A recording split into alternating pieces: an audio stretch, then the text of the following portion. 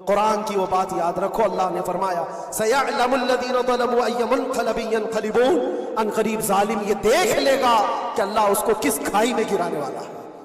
کیا ابرہا بہت سارے منصوبے بنا کر کعبہ ڈھانے نہیں آیا تھا؟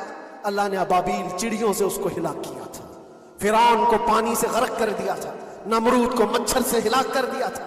بڑے بڑے طوفانی طاقتوں کے بادشاہ دنیا میں آئے، لیکن اللہ نے ان کو بہت چھوٹی طاقتوں سے ہلاک کیا۔ لوگ آج یہ مقابلہ کمپیریزن کرتے ہوئے بیٹھے رہتے ہیں، ایک طرف ایران ہے، ایک طرف غزہ ہے، ایک طرف سپر پاور حکومتیں ہیں۔ یہ سارے کمپیریزن دنیا کے ہو سکتے ہیں، لیکن رب تبارک و تعالیٰ کی بادشاہت اور اس کی سلطنت جب انتقام پر آ جائے تو پھر میرے عزیزوں کسی ملک کی بھی ضرورت نہیں، صرف ہواؤں سے مولا تعالیٰ طاقتوں کو ختم فرما دیتا۔ فی زمانہ ہم جو حالات دیکھ رہے ہیں پوری دنیا میں، آج جنگوں کے حالات جو پیش کیے جا رہے ہیں، لوگ تو اب یہ خبریں ایسے سن رہے ہیں، کسی کے ہاں بم گرنے کی، میزائل گرنے کی، تو ایسا لگ رہا ہے جیسے بچے پٹاخے پھوڑ رہے ہیں۔ لوگ یہاں خبریں لے کر کے مزے لے لیتے ہیں، پھر فارورڈ کر دیتے ہیں۔ موت اتنی آسان ہو گئی ہے کہ اللہ کے نبی صلی اللہ علیہ وسلم نے 1400 سال پہلے یہ ارشاد فرمایا تھا کہ ایک زمانہ آئے گا کہ حرج بڑھ جائے گا۔ تو صحابہ نے پوچھا تھا یہ حرج کیا ہے؟ تو حضور اکرم صلی اللہ علیہ وسلم نے ارشاد فرمایا تھا کہ قتل بہت زیادہ ہوگا، ایک دوسرے کا قتل اتنا زیادہ ہونے لگے گا کہ لوگ اس کی پرواہ بھی نہیں کرتے۔ آج مجھے آج بتاؤ، دنیا پوری بہت سارے ایشوز پر بیٹھکیں کر رہی ہے، گلوبل وارمنگ پہ ہے، دنیا میں انوائرمنٹ کی چینجنگ پر، موسم کا تاپمان بڑھ رہا ہے، اس پر میٹنگیں ہو رہی ہیں، بڑی بڑی تنظیمیں بیٹھتی ہیں۔ یہ ڈھکوسلا ہے یہ دنیا کا، یہ مغربی دنیا، ویسٹرن کنٹریز کا دکھاوا ہے۔ یہ اینیمل لاورز کو بھی باہر لے کر کے آتے ہیں، ان کو بہت زیادہ کوریج دیا جاتا ہے، یہ کتے سے پیار کرنے والا ہے، یہ مرغی سے پیار کرنے والا ہے۔ ظالموں، 40,000 نہیں 50,000 لوگوں کو فلسطین میں تم نے ناحق مار دیا، اس پر کوئی بیٹھک نہیں کرتے۔ موت اتنی آسان ہے انسانوں کی، جنگ جس سے ہے، مقابلہ جس سے ہے، تمہارا آپس میں برابر کی طاقت کا مقابلہ ہو تو سمجھ میں آئے کہ ایک دوسرے کی فوجوں سے مقابلہ ہے، ادھر کی فوج بھی مر رہی، ادھر کی فوج بھی مر رہی ہے، لیکن نہتے بچوں کا کیا قصور؟ بلکہ وہ گود میں آئے ہوئے ابھی جنہوں نے شعور کی آنکھیں بھی نہیں کھولی، دودھ پیتے بچوں کے جو قتل ہوئے ہیں۔ تاریخ میں آپ نے پڑھا ہوگا فرعون نے 12,000 بچوں کا قتل کیا تھا، صرف اس گمان سے کہ اس نے خواب دیکھا تھا بنی اسرائیل میں ایک بچہ پیدا ہوگا جو اس کی سلطنت کو ہلاک کر دے گا۔ خواب کی وجہ سے کاہنوں نے اس کو بتایا تھا، اس نے خواب یہ دیکھا تھا کہ آسمان سے ایک تارا ٹوٹ کر اس کی گود میں گرا اور آگ لگ گئی۔ تو نجومیوں نے اس کی تعبیر یہ بتائی تھی کہ بنی اسرائیل میں ایک بچہ پیدا ہوگا جو تیری سلطنت کو ہلاک کر دے گا۔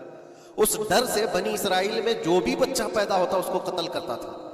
اس نے تقریباً 12,000 بچوں کو قتل کر دیا تھا، اس ڈر سے کہ وہ بچہ تو نہ پیدا ہو جائے جو میری سلطنت کو ہلاک کرنے والا ہے۔ اور وہ موسیٰ علیہ السلام تھے، پیدا بھی ہوئے اور فرعون کے گھر میں ہی پلے، اللہ کا نظام ہے۔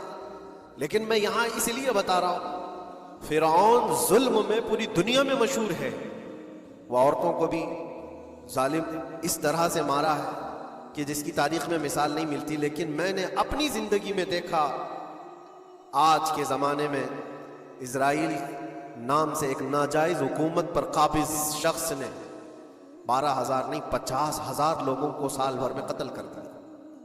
یہ تاریخ کا بھیانک چہرہ ہے۔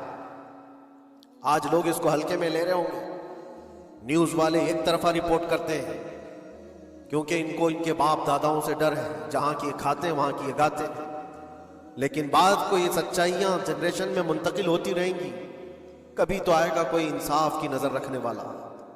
اور انسانیت کا قتل کتنا بڑا قتل ہے، ایک شہر کے 50,000 لوگوں کو قتل کر دینا، اور ایسے کہ وہاں کی عمارتیں پورے راکھ کے ملبے میں چلی گئی، صدیاں لگ جاتی ہیں ایک شہر کو بسنے میں، ایک گھر کو بنانے میں آدمی کی اپنی زندگی گزر جاتی ہے۔ کیا کیا ارمانوں سے گھر بناتے ہیں، لیکن ایک پل میں کسی کا گھر اجاڑ دیا، اس کے سامنے تڑپتے ہوئے اس کے باپ کی لاش ہو، ماں کی لاش ہو۔ وہ تصویریں کہ آپ نے نہیں دیکھی کہ ایک باپ چھوٹی سی بیٹی کو لے کر کے دوڑ رہا ہے تو اس کا بیٹا الگ پیر اور ہاتھ جلے ہوئے بم سے تڑپ رہا ہے، وہ کس کے درد کو دیکھے؟ یہاں تک کہ میں نے دیکھا کہ بیٹی کو باپ یہ نصیحت کر رہا ہے، تھوڑا اور صبر کر لے بیٹا، شہادت ملنے والی ہے۔ کون کرتا ہے یہ؟ موت سے پہلے اپنے بچے کو اتنی تلقین کر دے، حالات ایسے۔ دوسرے یہ کہ وہاں پر کھانے پینے کی ایڈ کوئی جا نہیں سکتی، اس پر پابندی، دوائیاں نہ جائیں اس پر پابندی۔ دنیا کا کوئی قانون اس چیز کو جائز ٹھہراتا ہے؟ مجھے بتاؤ، آتنکواد کا راگ الاپنے والے ان باتوں کو کیا کہیں گے؟ انسانیت اگر کہیں ہے تو اس کا تصور تو کرو۔ کسی کے فنڈامنٹل رائٹس ہوتے ہیں، بیسک رائٹس ہوتے ہیں، کھانا پینا یہ اس کا انسانی حق ہے۔ دشمنی تم سے جن کی ہے ان کے ساتھ مقابلہ کرو، عام شہریوں کے ساتھ نہیں۔ مخبر صادق رسول اکرم صلی اللہ تعالی علیہ وسلم کی تعلیمات دیکھو، جہاد کو لے کر جو پروپیگنڈا تم پھیلاتے ہو اور ہر چیز کو جہاد کا لفظ دے کر کے ایک ایسا نیریٹو کریٹ کرتے ہو کہ لوگوں کے دماغ میں ایک پروپیگنڈا پھیل جائے۔ آؤ میں تمہیں سناتا ہوں، رسول پاک صلی اللہ تعالی علیہ وسلم جب صحابہ جہاد میں جاتے تو ان کو کن باتوں کی تلقین کرتے تھے؟ سب سے پہلے مجاہدین صحابہ سے کہتے جس جگہ تم جا رہے ہو مقابلہ تمہارا جن کے ساتھ ہے انہی سے مقابلہ کرنا، جو تمہارے خلاف تلوار اٹھائے اس کے خلاف تم تلوار اٹھاؤ، اور راستوں پر بیٹھے ہوئے بوڑھوں کو ہاتھ نہ لگانا، کسی عورت کے ساتھ چھیڑ چھاڑ نہ ہو، حاملہ عورتیں اگر قید میں آ جائیں تو انہیں چھوڑ دینا۔ یہ حضور پاک صلی اللہ علیہ وسلم کی تعلیمات ہیں۔ حتیٰ کہ رسول کریم صلی اللہ علیہ وسلم نے یہ فرمایا جس شہر میں تمہارا غلبہ ہو جائے، تم غالب آ گئے وہاں کی فوج پر، تو وہاں کے رہنے والوں کے بچوں کو نہ ظلم کرنا، ان کو نہ پکڑنا۔ پھر تعلیمات میں یہ ہے وہ چاہے جس مذہب کے بھی لوگ ہیں ان کے معبدوں کو، ان کی عبادت گاہوں کو ختم نہیں کرنا، ان کی عبادت گاہوں کو توڑ پھوڑ نہ کرنا جس شہر میں تم جا رہے ہو۔ یہاں تک کہ حضور اکرم صلی اللہ علیہ وسلم کی تعلیمات تو دیکھو، حضور یہ تک فرماتے تھے مجاہدین صحابہ کو کہ جس شہر میں تم جا رہے ہو وہاں کے درختوں کے پتے بھی نہ اکھاڑنا، درختوں کو بھی نہ نقصان پہنچانا۔ جنگی تعلیمات کو آج کوئی نظر میں نہیں رکھتا ہے۔ دنیا کہتی ہے کہ جنگ کے دوران بھی کچھ اصول ہوتے ہیں، لیکن کوئی اصول نہیں۔ ہم نے دیکھا ہے جس کی طاقت ہے اس کا بول بالا ہے، یہ دنیا ان کے خلاف کبھی کوئی بات نہیں کرتی۔ آج سے تقریباً 20 سال پہلے بھی عراق کی کیا حالت تھی آپ نے دیکھا ہوگا، ایک جھوٹے پروپیگنڈے کی وجہ سے پورے عراق کو تباہ کیا گیا، آج تک وہ سنبھل نہیں پایا۔ نیوکلیئر پاور عراق کے اندر موجود ہے، اس کے ری ایکٹر وہاں پر موجود ہے، کیا کیا چیزیں اس زمانے میں پھیلائی گئی۔ سوشل میڈیا تو نہیں تھا اتنا، دنیا نے یہ مان لیا کہ ہاں دادا کہہ رہا ہے تو ہوگا، اور حملہ کیا اسی بنیاد پر۔ 20 سال ہو گئے، آج تک عراق میں کوئی نیوکلیئر پاور پلانٹ نہیں نظر آیا، کہیں نہیں۔ ایک جھوٹے پروپیگنڈے کی وجہ سے وہاں کے کتنے لاکھ لوگوں کو بے گھر ہونا پڑا ہے پتہ ہے۔ کچھ جگہ ایسی ہیں جہاں بم برسائے گئے، آج تک وہاں کوئی سبزہ نہیں اگتا، کوئی وہاں پر فصل نہیں ہوتی۔ میں نے خود اپنی آنکھوں سے دیکھا ایک نیا میدان جس پہ لوگ فٹ بال کھیلتے تھے، چند سالوں کے بعد دیکھو تو پورا میدان قبروں سے بھرا ہوا ہے، قبریں ہیں وہاں پر، پوری قبریں، لوگوں کو جنازہ اٹھانے کے لیے لوگ نہیں ملتے۔ موت اتنی عام کر دی گئی تھی، ان باتوں کو کوئی کہتا ہے؟ آپ نے سنا کبھی ابو غریب جیل کے متعلق؟ قیدیوں کے ساتھ جو وحشیانہ سلوک کیا ان گوروں نے، اللہ کی پناہ، بہت سخت قسم کے، دنیا میں بدنام زمانہ جیل اس کو کہا جاتا ہے۔ ہر طرح کی وہاں پر قیدیوں کے ساتھ آزمائشیں ہوئی، ہر طرح کی، ان پر کتے چھوڑ دینا، ان کی شرمگاہیں کاٹنا، ان پر پیشاب کرنا، ہر چیز جو انسانیت سوز ہے، انسانیت کو جلا دینے والی، یہ ساری حرکتیں کی گئی۔ دنیا خاموش ہے اس سلسلے میں، کیوں؟ سپر پاور کے 1000 گنا بھی ہضم کر لیے جاتے ہیں۔ چھوٹا ملک یا غریب آدمی کوئی بات کرے تو سارے اس پر ٹوٹ پڑتے ہیں۔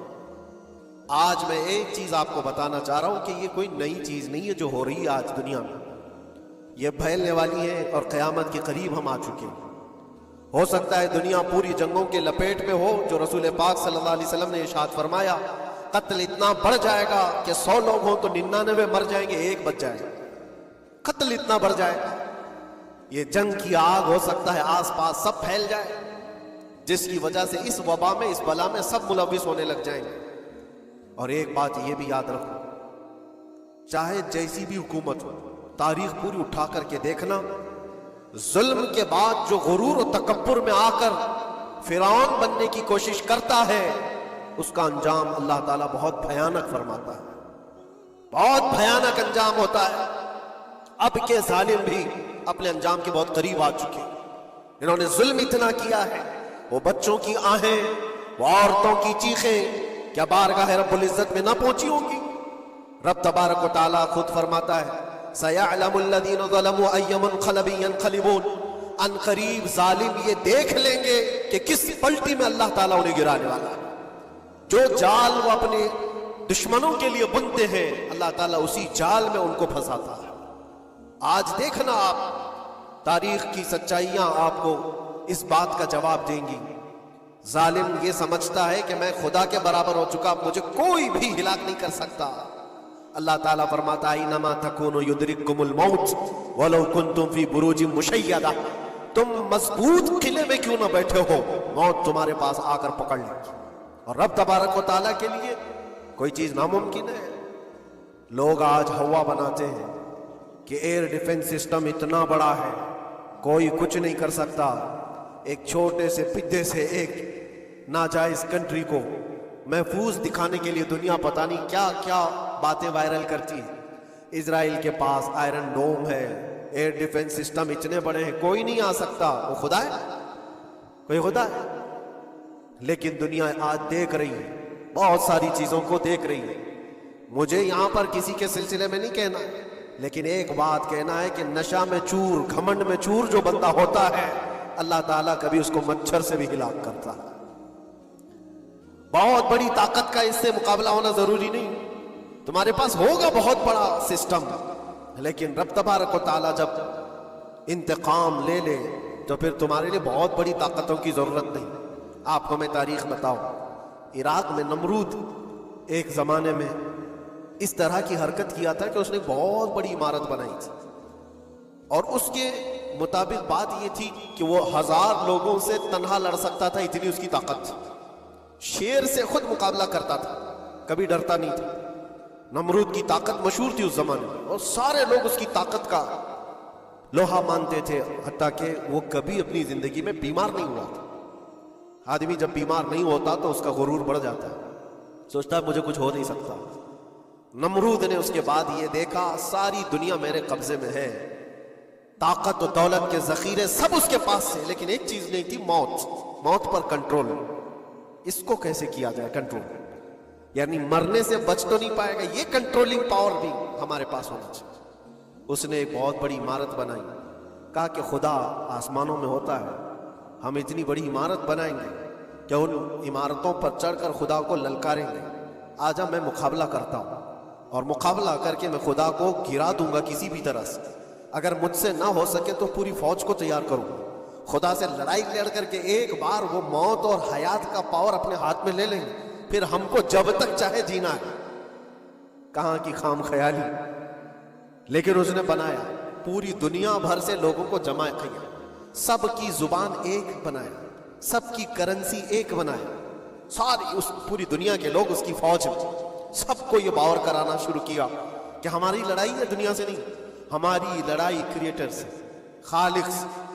ہم اس سے پاور چھین لیں گے ایک بار، اور پھر اپنے ہاتھ میں موت و حیات کا کنٹرول رکھیں گے۔ جس کو جتنی لمبی عمر چاہیے میں دوں گا، جس کو جب تک جینا ہے میں دوں گا، ازل سے لے کر ابد تک۔ یہ سارے خیالات اس کے تھے، اور اس نے جمع کیا، عمارت بھی بنایا، فوج بھی تیار کیا۔ کیا رب تبارک و تعالیٰ یہ نہیں دیکھ رہا تھا؟ اس کی تیاری، اس کا جمع کرنا، اس کی عمارت بنانا، بہت دنوں تک یہ سب کام چلتا رہا۔ رب تبارک و تعالیٰ کسی سے غافل نہیں، دلوں میں گزرنے والے حالات سے بھی بے خبر نہیں، لیکن بندے کو رب تبارک و تعالیٰ ڈھیل دیتا ہے قرآن میں رب تعالیٰ فرماتا ہے وَلَا يَحْسَبَنَّ الَّذِينَ كَفَرُوا أَنَّمَا نُمْلِي لَهُمْ خَيْرٌ لِأَنفُسِهِمْ إِنَّمَا نُمْلِي لَهُمْ لِيَزْدَادُوا إِثْمًا.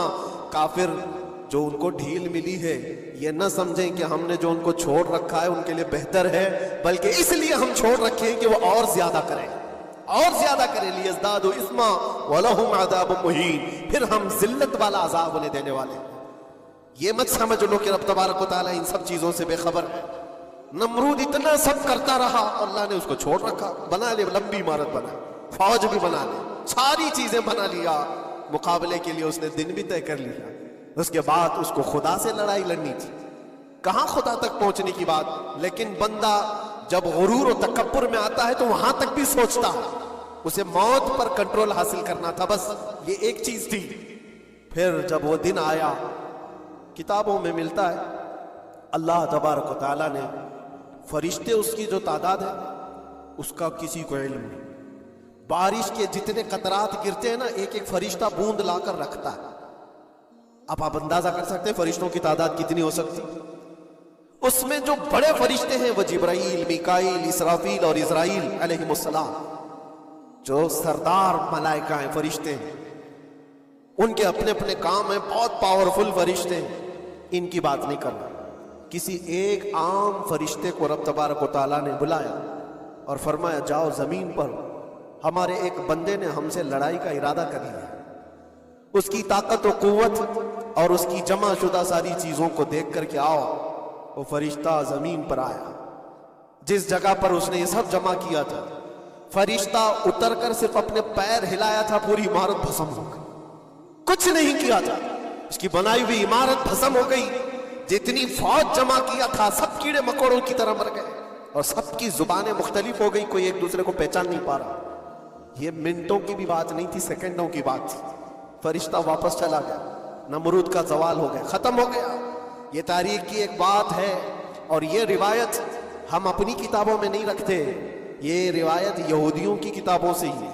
یہودی اس بات کو یقین کرتے ہیں، اور اسی وجہ سے اس بات پر وہ دوبارہ عمل کرنے کے لیے پھر کوشش میں ہے. نیو ورلڈ آرڈر جو کہا جاتا ہے، پوری دنیا کو اکٹھا کرنا، ایک کرنسی بنانا، ایک لینگویج پر لانا، اور سب کو ملا کر کے ایک طاقت حاصل کرنا، اسپیس پر جانا، اور پھر وہی چیزیں دہرانی جا رہی ہے. دنیا وہی چیز ایک دوبارہ بار ٹرائی کرنا ہے، جس کے لیے آپ کو پتہ ہے یہ چھوٹی سی قوم پوری دنیا پر کنٹرول حاصل کرنے کے کیسے کیسے خواب دیکھتی تھی. اگر آپ جائیں، اسلام دشمنی تو ان کی پرانی ہے، لیکن یہ جو 50,000 لوگوں کا قتل ہے، یہ صرف اور صرف ان کے اپنے ایک چھوٹے مقصد کے لیے. ہو سکتا ہے بہت ساری باتیں، غزہ پٹی ایک ہی علاقہ بچا ہوا ہے فلسطین کا، باقی سب تو یہ قبضہ کر چکے. 1947 کے بعد، 48 کے بعد چھوٹا سا حصہ جو باقی غزہ پٹی جس کی 20 لاکھ کی آبادی، اس علاقے پر اتنی زیادہ کیوں کرورتا ہے؟ کیوں؟ باقی سب جگہ پر اور بھی دیگر جگہ پر، یروشلم میں، ویسٹ بینک میں، کئی جگہوں پر مسلمان آباد ہیں. یہ غزہ کے لیے کیوں اس قدر سختیاں ہیں؟ دنیا کو بتانے کے لیے تو یہ ایک آتنکواد جماعت ہے حماس، جس کا مقابلہ کرنے کے لیے ہم یہ حملے کر رہے ہیں. لیکن آج تک یہ دنیا کو بتا نہیں سکے کتنے حماسیوں کو قتل کیا، کتنے حماس کے لوگ پکڑے گئے، کتنوں کو مارا گیا. چند ہوں گے، لیکن اس کے بدلے میں جو بھاری قیمت چکائی ہو غزہ کے نہتے لوگوں نے، 50,000 لوگوں کا قتل، یہ تو ریکارڈ پہ دکھ رہا ہے. باقی اللہ عالم، باقی کتنے ہیں جن کی تعداد مل نہ سکی ہو. بعض دانشوروں نے یہ بھی بتایا اس کو صرف اور صرف ایک کینل بنانا ہے جو دنیا کی ٹریڈنگ پر قبضہ حاصل کرنے کے لیے. جو سوئس کینال ہے ایجپٹ کا، جس سے میڈیٹرین سی سے لے کر کے گزرتے ہیں، 2 سمندروں کو جوڑنے کے لیے ایک کینل ہے مصر میں، ایجپٹ میں، جہاں سے ایجپٹ ہر گزرنے والے جہاز سے ٹیکس لیتا ہے، ہر گزرنے والے جہاز سے ایک بھاری قیمت لیتا ہے، جس سے ٹریڈنگ پر اثر بھی رہتا ہے. اور جب وہ چاہے بند کرے، 2 مرتبہ اس نے بند بھی کیا تھا تاریخ میں، 1950 کے بعد. اور یہ خواب دیکھتا ہے اسرائیل کہ ہم اپنی ہی جگہ سے ایک کینل بنا لیں تقریباً 300 کلومیٹر، جس کے لیے اس کو غزہ حاصل کرنا بہت ضروری ہے. یہ بعض لوگوں کی اپنی تحقیق ہے. تو کیا کوئی اپنے مفاد کا حاصل کرنے کے لیے 50,000 لوگوں کا قتل کر سکتا ہے؟ دنیا کو یہ بھیانک چہرہ بھی تو معلوم ہونا چاہیے. اگر ان کو کوئی راستہ بنانا ہے تو اس کے لیے انسانیت کا قتل کرنا ہے۔ میں آپ کو ایک بات عرض کیے دیتا ہوں، قرآن پاک نے جو فرمایا وہ حق ہے، 100% حق ہے۔ اللہ نے فرمایا، میں نے خطبے کے بعد جو آیت پڑھی، وَضُرِبَتْ عَلَيْهِمُ الذِّلَّةُ وَالْمَسْكَنَةُ، اللہ فرماتا ہے ان پر ذلت اور غربت لکھ دی گئی، کس پر؟ یہودیوں کے متعلق۔ وَبَاءُوا بِغَضَبٍ مِّنَ اللَّهِ، اور اللہ کے غضب میں رہیں گے وہ ہمیشہ۔ آپ سورہ فاتحہ میں پڑھتے ہیں نا، غیر المغضوب علیہم ولا الضالین، مغضوب کا مطلب کیا ہے؟ جن پر اللہ کا غضب ہوا، اور وہ یہود قوم ہے۔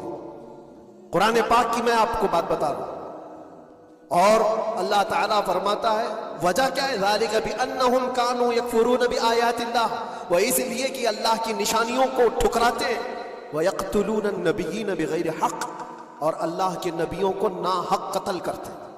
اب دنیا کو یہ افسوس ہو رہا ہوگا، جیسے میں نے ابھی بتایا 50,000 لوگوں کا قتل وہاں کر دیا، ایران میں گھس گیا، شام میں گھس گیا، لبنان میں گھس گیا، ہر جگہ مار مار مار اور لوگوں کا قتل۔ میرے عزیزو، یہ تو عام لوگوں کا قتل ہے، اور قرآن یہ کہتا ہے یہ وہ قوم ہے جو اللہ کے نبیوں کو قتل کرتی تھی، اور تاریخ میں ہے تقریباً 10,000 نبیوں کو انہوں نے قتل کیا، 10,000 نبیوں کو انہوں نے قتل کیا ہے، صرف اپنی من مانی بات نہ پائے جانے کی وجہ سے۔ حضرت زکریا علیہ السلام کی بات معلوم ہے، یہ تو بیت المقدس کے متولی تھے، زکریا علیہ السلام بیت المقدس کے امام تھے، جن کا ذکر ہے قرآن پاک میں۔ حضرت زکریا علیہ السلام کے پیچھے یہی قوم جو ان کی امت میں تھی، یہودیوں کے لیے بھی وہ مقدس نبی تھے، لیکن ان ظالموں نے حضرت زکریا علیہ السلام کو دشمنی میں رکھ کر کے ایسا قتل کیا تھا، اللہ اکبر۔ زکریا علیہ السلام ان سے بھاگ کر کے نکلے تھے، اور ایک درخت کو جا کر کہا، اے درخت کھل جا، میں تجھ میں آتا ہوں۔ درخت کھل گیا، حضرت زکریا علیہ السلام اس میں اندر چلے گئے، درخت پھر بند ہوا، تاریخ میں موجود ہے۔ ابلیس لعین نے، شیطان مردود نے یہودیوں کو راستہ بھی بتایا اور درخت بھی بتایا کہ اس کے اندر زکریا چھپے ہوئے، اس کے اندر زکریا ہے۔ یہودیوں نے تیز آری لے کر کے درخت کو اوپر سے کاٹنا شروع کیا کہ درخت کے 2 ٹکڑے ہوں گے تو زکریا علیہ السلام تک بھی پہنچ جائے۔ انہوں نے آری سے کاٹتے کاٹتے کاٹتے ان کے سر تک پہنچا دیا، اور جب حضرت زکریا علیہ السلام کو اپنے سر کے اوپر سے کٹنے کی آواز آنے لگی تو اب سوچا کہ اب یہ آری سے پورا کٹ جائے۔ اللہ تعالیٰ کی طرف سے ندا آئی، اے زکریا صبر کر لو، اگر تم اس پر آواز نکالو گے تو صبر والوں میں سے تمہارا نام نکل جائے۔ یہاں تک کہ تاریخ میں ہے وہ یہودیوں نے آری سے کاٹتے کاٹتے حضرت زکریا علیہ السلام کے سر کو چیر دیا، اور جسم کے 2 ٹکڑے ہو گئے۔ اللہ کے نبی خاموش رہے، صبر کر کے رہ گئے۔ ان کے بیٹے یحییٰ علیہ السلام نے یہودیوں کے ایک گورنر یا بادشاہ کو یہ کہا تھا کہ ایک نکاح میں 2 بہنوں کو رکھنا جائز نہیں۔ اس نے 2 بہنیں ایک ساتھ اپنی زوجیت میں رکھا تھا۔ صرف اتنی بات پر حضرت یحییٰ علیہ السلام صرف 33 سال کے جوان تھے، اس یہودی ظالم نے یحییٰ علیہ السلام کے سر کو کاٹ کر کے برتن میں لا کر ناشتے میں رکھا تھا۔ اللہ کے نبی کی بات کر رہا ہوں، اللہ کے نبی کے سر کو کاٹ کر تشت پہ رکھا تھا، لیکن تاریخ کی سچائیاں بتاتی ہیں کہ وہ کٹے ہوئے سر سے یحییٰ علیہ السلام بولتے تھے، اے ظالم اب بھی میں کہتا ہوں ایک نکاح میں 2 بہنوں کو رکھنا حرام ہے، حرام ہے۔ یہ اللہ کے نبیوں کی زندگی میں بتا رہا ہوں جن کے ساتھ انہوں نے کیا۔ عیسیٰ علیہ السلام، یہ پاگل عیسائی جو آج ان کی کپڑوں میں جا کر بیٹھے ہوئے ہوتے ہیں، جبکہ زندگی بھر یہ لڑتے رہے۔ قرآن بھی کہتا ہے وقالت اليہود لیست النصارى علی شیء وقالت النصارى لیست اليہود علی شیء، دونوں لڑتے تھے۔ یہودی کہتے ہیں عیسائی کوئی چیز ہی نہیں، عیسائی کہتے تھے یہودی کوئی چیز ہی نہیں۔ ان کی جنگیں اتنی خطرناک ہوئی، یہ سب لپا پوتی کر کے آج دکھاتے ہیں کہ ہم سب ایک ہیں۔ بہت گہری دشمنیاں ان کے درمیان تھی۔ عیسائیت، حضرت عیسیٰ علیہ السلام کو کیا کیا گیا؟ جب انہوں نے اپنے پیغامات پھیلائے تو عیسیٰ علیہ السلام کو بھی قتل کرنے کا منصوبہ یہودیوں نے بنایا تھا، اور پورے لوگ آ کر حضرت عیسیٰ علیہ السلام کے گھر کو گھیراؤ کر لی۔ عیسیٰ علیہ السلام کو اس رات اللہ تعالیٰ نے آسمانوں پر اٹھا لیا، اور ایک یہودی کو اندر دیکھنے کے لیے بھیجا تھا یہودیوں نے کہ جا کر دیکھو عیسیٰ ہے کہ نہیں۔ تو اللہ تعالیٰ نے وہ آئے ہوئے یہودی کو عیسیٰ علیہ السلام کی شکل دے دی، عیسیٰ علیہ السلام کو اٹھا لیا۔ یہودی جو باہر کھڑے منتظر تھے، ہمارا آدمی اندر گیا ہے دیکھنے کے لیے، مارنے کے لیے, قتل کرنے کے لیے, ابھی تک آیا نہیں. تو سب کے سب اندر گھس گئے, دیکھا وہ آدمی بیٹھا ہوا ہے, اسی کو پکڑ کر لا کر سولی پر چڑھا دیا عیسیٰ سمجھ کر کے. لیکن اتفاق یہ ہے کہ اس کو پوری شکل نہیں دی گئی تھی, آدھی شکل عیسیٰ علیہ السلام کی تھی اور آدھی اس کی خود کی تھی. بعد میں یہودیوں میں خود اختلاف ہو گیا, ہمارا بندہ کہاں گیا جو ڈھونڈنے کے لیے گیا تھا, وہ غائب کہاں ہے؟ اور اگر یہ ہمارا بندہ ہے جو ڈھونڈنے کے لیے گیا تھا تو پھر عیسیٰ کہاں ہے؟ یہ اختلاف میں, یہ شک میں 550 سال گزر گئے. پھر میرے مصطفیٰ صلی اللہ علیہ وسلم تشریف لائے اور قرآن نے اس بات کو واضح کیا, نہ تم نے عیسیٰ کا قتل کیا, نہ سولی چڑھائی ہے. عیسیٰ علیہ السلام زندہ ہیں, اللہ نے آسمانوں پر انہیں اٹھایا. یہ تو عیسائیوں پر احسان ہے قرآن کا, جو سچائیاں 550 سال پہلے کی بتایا. میرے عزیزوں, یہ تاریخ میں آپ کو بتا رہا ہوں, نبیوں کا قتل کرنے والی قوم, ان کے سامنے عام انسان کیا مانے رکھتے ہیں؟ یہ دنیا کی ساری قوموں کو حقیر سمجھنے والی قوم, دنیا کے پورے ذخیروں کو اپنی ملکیت سمجھنے والی قوم, ان کا عقیدہ ہے یہ دنیا کا جتنا گولڈ ہے, جتنا سونا ہے, اس پر صرف اور صرف ان کی قوم کا قبضہ ہونا چاہیے, پوری دنیا کو. آپ کو پتا ہے مدینہ طیبہ میں حضور پاک صلی اللہ علیہ وسلم کی آمد سے پہلے یہ سب کے سب مدینے میں بسے ہوئے تھے. 550 سال سے انتظار کر رہے تھے حضور کے آنے کا, دوسری قوموں کو ڈراتے تھے. کیوں؟ ان کی کتاب میں موجود تھا آخری نبی کے آنے کی ساری باتیں موجود تھی. آخری نبی آئیں گے, ان کے ماننے والوں کا غلبہ ہوگا, وہ اپنے نور نبوت سے لوگوں کے دلوں کو پاک کریں گے. ان کی شکل بھی بتائی گئی تھی تورات میں, ان کے آنے کی جگہ بھی بتائی گئی تھی. پورے حجاز میں کھجوروں کا جھنڈ ایک علاقہ ہوگا جہاں یہ نبی آئیں گے, اور وہ مدینے کے علاوہ کوئی جگہ ہی نہیں تھی. یہودی یہ سب چیزیں دیکھ کر حضور کے آنے سے 550 سال پہلے سے انتظار میں تھے, وہ نبی یہی آئیں گے, یہی آئیں گے. اور دوسری قوموں کو ڈراتے تھے, ہم سے مت الجھنا, آخری نبی آنے والے ہیں ہمارے, اور اس نبی کے آنے کے بعد پھر ہم چن چن کر تم سے بدلہ لیں گے. اور جب کبھی مصیبت آتی تو اللہ سے دعا بھی یہ کرتے تھے کہ اللہ وہ آخری نبی جو ہمارے علاقے میں آنے والے ہیں, ان کے صدقے میں تو ہماری بلاؤں کو دور کر. یہ وہ قوم ہے جو حضور آخر النبیین صلی اللہ علیہ وسلم کے انتظار میں وقت کاٹ رہی تھی. لیکن ہوا یہ, ان کا عقیدہ یہ تھا کہ آخری نبی تو بنی اسرائیل میں ہی پیدا ہوں گے, ہمارے خاندان میں پیدا ہوں. انہوں نے ٹھیکہ لے رکھا ہے آخری نبی کہاں پیدا ہوں گے یہ فیصلہ کریں. اللہ تبارک و تعالیٰ نے آخری نبی ہمارے آقا صلی اللہ علیہ وسلم کو بنی اسرائیل میں نہیں, بنی اسماعیل میں پیدا